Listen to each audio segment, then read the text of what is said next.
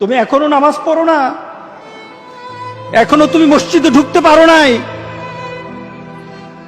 তুমি কি দেখো না মসজিদগুলি বন্ধ হয়ে গেছে? তুমি ইচ্ছা করলে আর মসজিদে ঢুকতে পারবা না, তুমি ইচ্ছা করলে আবার মসজিদে ঢুকতে পারবা না। দেখো না অনেক মসজিদ বন্ধ হয়ে গেছে। মসজিদে তুমি যদি ঢুকতে না পারো, তুমি কি দেখো না আজকে যারা মারা যায় তাদের মৃত্যুর পর তাদের কাছে কেউ যায় না। তাদের মৃত্যুর পর তাদের কোনো সিস্টেম ওয়েতে তাকে দাফন করা হয় না, তাকে উচ্ছিষ্ট একটা জিনিসের মতো মাটির সাথে দাফন করে দেওয়া হয়।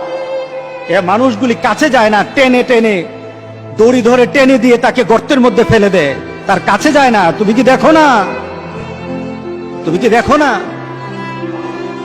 আমার মাবুদ আমাদের প্রতি রাগ করে আছে? আমাদের মাবুদ আমাদের প্রতি রাগ করে আছে। আমাদের মাবুদকে আমাদেরকে সন্তুষ্ট করতে হবে, সন্তুষ্ট করতে হবে।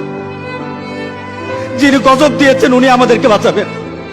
আমরা আমাদের মাবুদকে রাজি করতে হবে। আমরা তওবার মাধ্যমে আল্লাহকে রাজি করতে আর চেষ্টা হব।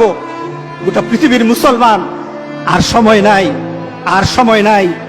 আপনি এখন বাংলাদেশের রাস্তাঘাটে হাঁটেন, এমন পরিবেশ যেন আল্লাহ না করে, জোরে বলে আল্লাহুম্মা আমিন। এমন পরিবেশ যেন আল্লাহ না করে।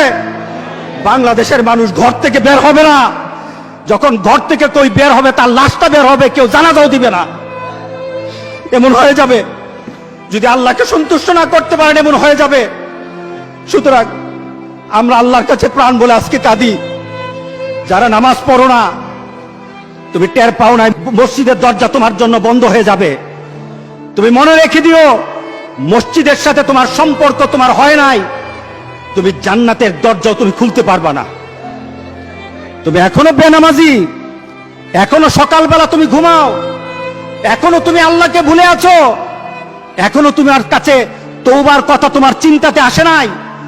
তুমি অনেক কিছু হতে পারো, তুমি মুসলমানের কাতারে থাকবা না।